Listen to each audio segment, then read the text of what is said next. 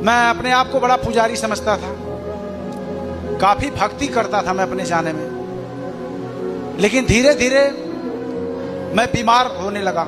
चोरी नहीं करोगे तो धन कहां से आएगा, मारोगे नहीं तो गुंडा कैसे कहलाओगे। हमारे भी यही ख्वाहिश थी, हमने भी वही काम किया। आज हम आप सभी को एक ऐसी अद्भुत गवाही सुनाने जा रहे हैं। उस गवाही को सुनकर ईसाई विरोधियों के होश उड़ जाएंगे। जब आप उस गवाही को सुनोगे तो आप सभी भी बहुत हैरान हो जाओगे, क्योंकि ऐसी गवाही आपने आज तक नहीं सुनी होगी। गवाही को सुनने से पहले आज लोग आशीष इसलिए नहीं प्राप्त कर पाते हैं क्योंकि उनको समय नहीं है प्रभु यीशु मसीह का वचन सुनने के लिए। इसलिए आप सभी उस गवाही को पूरा जरूर सुने। आप सभी उस गवाही को सुन सकते हैं। मैं उसकी गवाही दे रहा हूं आपको, और मैं आपको विश्वास दिलाता हूं कि जो बीमार या कोई भी समस्या हो, मैं गारंटी उसकी देता हूं कि अगर सचमुच आप विश्वास करोगे तो आपके शरीर से वो निकल जाएगा, क्योंकि मेरे साथ हुआ है ऐसा। मैं कुछ और कर रहा था, जीवन कहीं और बिता रहा था। लोग पैसे के लिए बहुत हद तक गुजर जाते हैं, हमने भी वही काम किया। चोरी नहीं करोगे तो धन कहां से आएगा, मारोगे नहीं तो गुंडा कैसे कहलाओगे। हमारे भी यही ख्वाहिश थी, हमने भी वही काम किया, लेकिन हमको पता नहीं था कि ये किसी की नजर में बुरा है। Hallelujah, hallelujah. यीशु मसीह ने कहा कि अपने मन को फिरा ले, लौट आ मेरे पास। लेकिन इससे पहले कोई कहने वाला नहीं था। मैं कुछ बातें ऐसे कहूंगा, आप समझ जाना। मैं अपने आप को बड़ा पुजारी समझता था, काफी भक्ति करता था मैं अपने जाने में, लेकिन धीरे धीरे मैं बीमार होने लगा। मैं अपने माता पिता का इकलौता पुत्र हूं, किसी चीज की घटी नहीं थी, और मैं ऐसे जगह पर था कि जहां बड़ी नाम और शोहरत था, बदमाशों में नाम गिना जाता था। लेकिन मैं हकीकत बता रहा हूं, जब मेरी मौत सर पर आई तो कोई बचाने वाला। मैं नदी नाला पहाड़ बड़े बड़े मंदिर मजारों में गया, जो चाहा, जो जिन्होंने चाहा मैं उनको दिया, चढ़ाया, पैसा से लेके जो भी। मैं कुछ अपने इस शरीर को बचाने के लिए उठा नहीं छोड़ा हूं।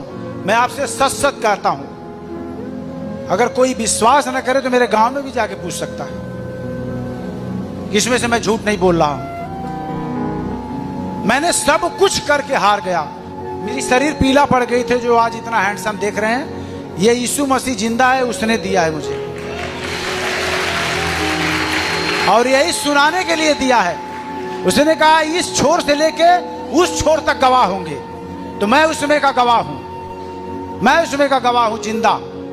आज जो बोल रहा हूं ये उसकी दया है। मैं 12 लाख का दवा खाया हूं, 12 लाख का। 17 टैबलेट इस बार, 17 टैबलेट शाम को। आधी रोटी 2 दिन में 1 दिन खाता था मैं। वो मेरी दशा हो गई थी, लेकिन मुझे पता नहीं था कि ये क्यों हो रहा है। सबको तो कर लिया, पुजारी भी बन लिया, पहाड़ों पर चला गया, बाबा को बुला लिया, ओझाई करवा लिया, सारे भूत को भी पकड़ लिया, लेकिन एक भी बाल टेढ़ा नहीं हुआ, और मेरा कदम मौत की तरफ। सबसे बड़ी बात कि मैं 9 महीना रात दिन मिलाकर सोया नहीं था, 9 महीने तक इसी तरह ताकता था मैं। रात को सब लोग सो जाते थे, मैं अपने बच्चों का मुंह देखकर ऐसे ही पूरी रात बीत जाता था। सुबह उठकर खेत की तरफ जाता था, इतनी घबराहट होती थी कि लगता था कि अब अभी प्राण निकल जाएगा। फिर घर आता था, बाजार जाता था, डॉक्टरों का नाम पूछता था। लोग बड़े बड़े डॉक्टरों का नाम बताते थे, मैं उनको जाकर दिखाता था, डॉक्टर साहब मेरी ये समस्या है। तो कोई ड्रग्स की गोली 125 कोई खाया होगा तो उसको मालूम होगा 125 ml कितना होता है। अगर 1 हफ्ता कंटिन्यू खा लो तो ये ब्रेन सुन्न हो जाएगा। मैं कई महीने तक वो खाया, कोई असर नहीं, आंख बंद ही नहीं होती थी। मैंने इतनी बुरी परिस्थिति में था, कोई सूझ नहीं रहा था, कोई रास्ता नहीं सूझ रहा था, न कोई पीर पैगंबर साधु महात्मा कोई काम आ रहा था मेरे। लेकिन एक व्यक्ति, ये जो नाम है यीशु नाम, ये सच सच मैं कहता हूं कि ये धरती के ऊपर आकाश के नीचे सिर्फ एक ही नाम है जिससे पापी पाते हैं उद्धार। उस पापी में मैं एक पापी था, लेकिन मुझे ये पता नहीं था कि मैं पापी हूं। मैं बड़ा धर्मी समझता था अपने आप को। किसी ने बताया, मैं चर्च में जाकर जब बैठा देखा वहां क्या लिखा हुआ था, यीशु मसीह का एक वचन लिखा हुआ था। किसी ने मुझे कुछ बताया नहीं था। वहां लिखा हुआ था कि हे सब परिश्रम करने वालों, बोझ से दबे हुए लोगों, मेरे पास आओ, मैं तुम्हें विश्राम दूंगा। अरे मैं तो आराम खोज रहा हूं, किसी ने नहीं दिया। यहां लिखा हुआ कि मैं तुम्हें विश्राम दूंगा। कैसे विश्वास होगा कि तू मुझे विश्राम देगा? मैंने तो इतने लोगों को अपना माँ, अपना बाप, अपना पीर पैगंबर बना लिया, किसी ने साथ नहीं दिया। तू कह रहा है कि मेरे पास आ। मैं हकीकत बता रहा हूं आपसे सच सच कि मैं अपने पत्नी का, कहते हैं ना जब मौत सर पे मंडराती है तो किसी को अनुभव हो जाता है कि अबे मरने वाला है। मैं अपने पति का चेहरा रात को पत्नी का देखा, मैंने कहा अब इसको भी लगता है कि मैं मर जाऊंगा। इसलिए कह रही है कि कोई कुछ कह रहा है तो कह रही है कि चलो वहां चलते हैं। मैं उसका दिल रखने के लिए सच सच बता रहा हूं कि चर्च में गया था कि मरने के बाद कहीं ये दोष न लगा दे कि मैंने एक बार कहा और उन्होंने कहा नहीं तो आज बच जाते। मैं वहां गया, पत्नी को दिखाया कि देखो लोग बैठे हुए हैं। मैं सही बता रहा हूं कि एक एक बातों पर ध्यान देना ये परमेश्वर का शब्द है। एक शब्द मैं बता रहा हूं ना, एक वचन आपको बचाने के लिए काफी है। उस पहाड़ों को ढाने के लिए एक वचन काफी है। जिस तरह वो वचन मेरे हृदय में आया, मैं बता रहा हूं विश्वास तो नहीं था ये मुझे बचाएगा। मैं वो दिन बिताकर घर चला गया। मैंने कहा चलो हो गया तुम्हारी वाली? बोले हाँ चलो हो गया।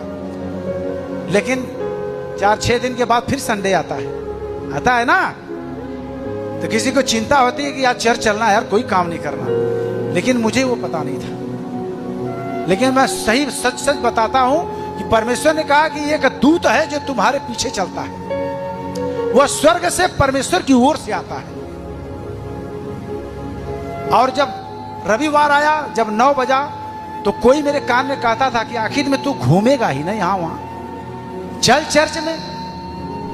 मैं अपनी पत्नी को बोला चल नहा ले, एक बार फिर चलते हैं। मैं फिर गया उसके साथ।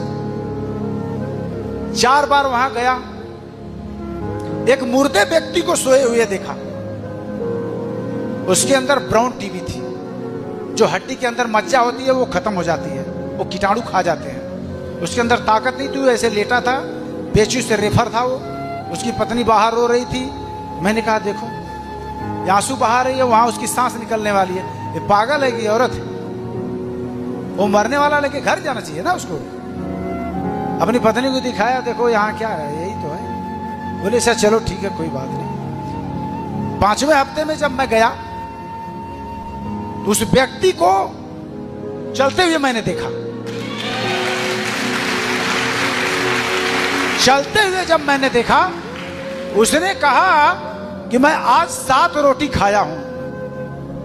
मैंने कहा अगर ये मुर्दा जिंदा हो सकता है तो यीशु मुझे क्यों नहीं जिंदा करेगा?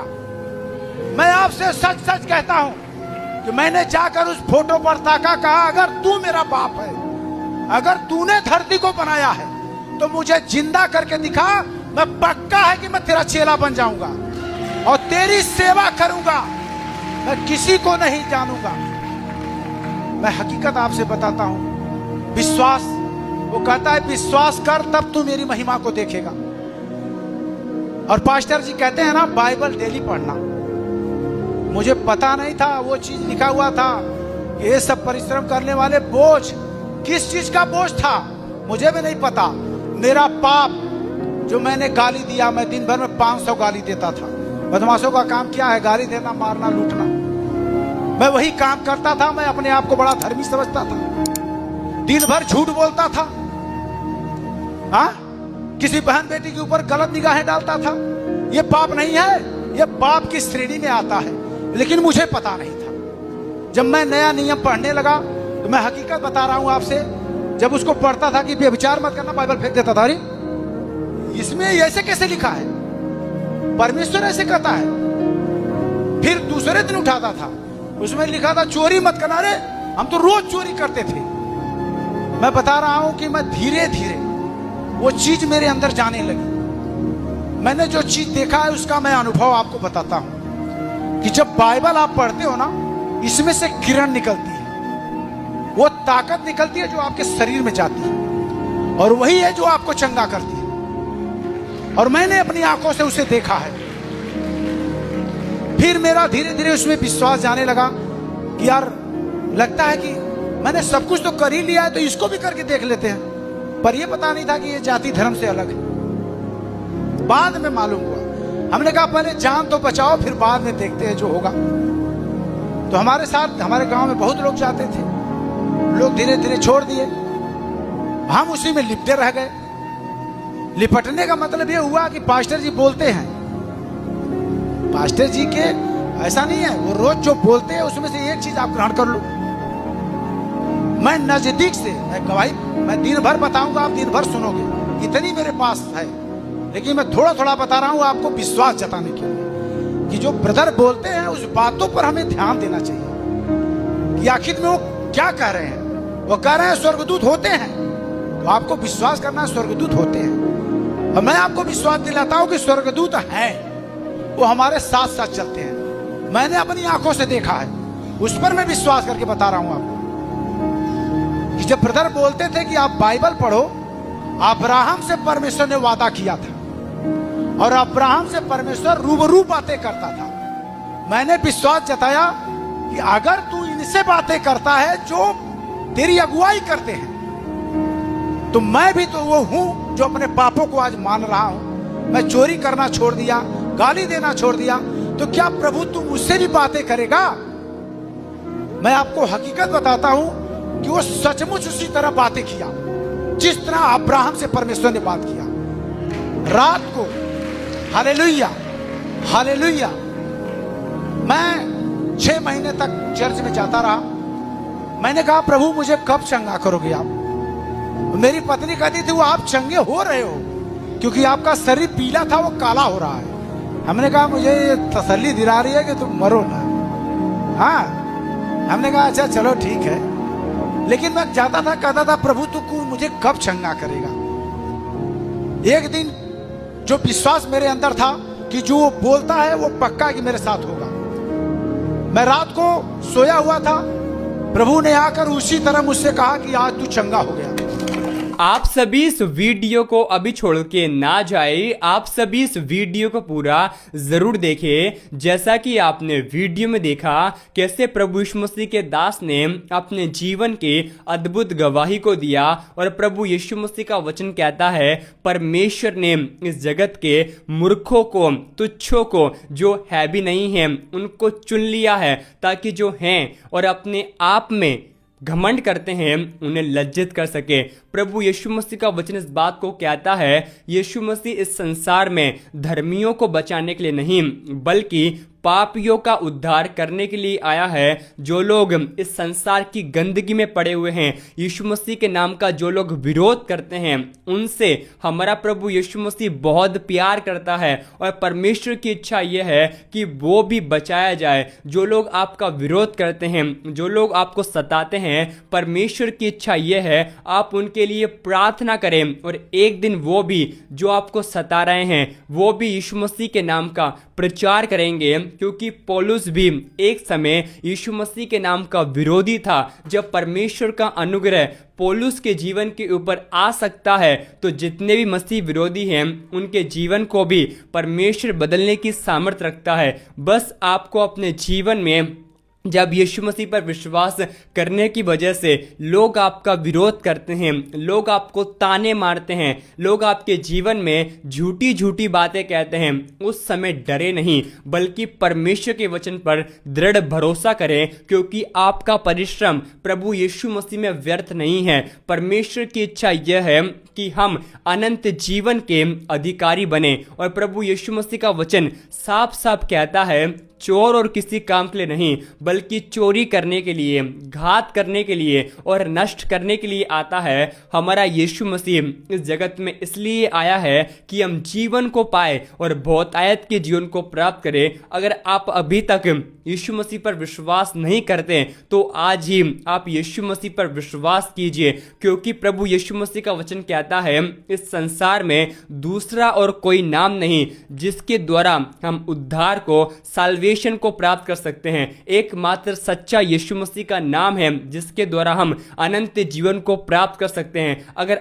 आज आप अपने पापों में चल रहे हैं तो आज ही मन को फिराएं, क्योंकि आप नहीं जानते कि किस दिन यीशु मसीह आ जाएंगे। जैसा कि आपने गवाही में सुना होगा कि हमारा यीशु मसीह कैसा धर्म नहीं बल्कि जीवन बदल देता है। यीशु मसीह इस संसार में इसलिए आया है ताकि हम बहुतायत के जीवन को प्राप्त कर सके। आज बहुत सारे लोग कहते हैं यीशु मसीह खुद को नहीं बचा पाया तो हमको कैसे बचा पाएगा। मैं उन सभी को कहना चाहता हूँ यीशु मसीह इस संसार में होकर, इस संसार में आकर अगर नहीं मरता तो आप और मैं कभी भी यीशु मसीह पर विश्वास नहीं कर रहे होते, लेकिन हम उस नरक में गए होते हैं। परमेश्वर का वचन इस बात को साफ साफ कहता है कि हमारा यीशु मसीह हमसे बहुत प्रेम करता है और परमेश्वर की तो इच्छा यह है कि हम बहुतायत के जीवन को प्राप्त करें। वीडियो को आगे देखने से पहले अगर आज आप यीशु मसीह पर विश्वास करते हैं और आपके पास बाइबल नहीं है